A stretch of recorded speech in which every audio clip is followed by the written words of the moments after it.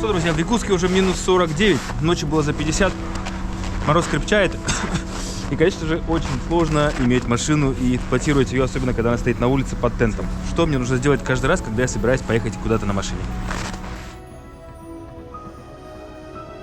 Как вы видите, я использую два тента.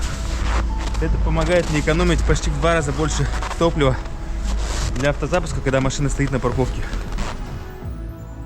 Один тент в багажник, второй на заднее сиденье. Вот так, друзья, к дороге готов. Непроглядный туман в Якутске, но камера даже так не передает. Очень сложно ездить, машины еле видно. Но на самом деле это дело привычное.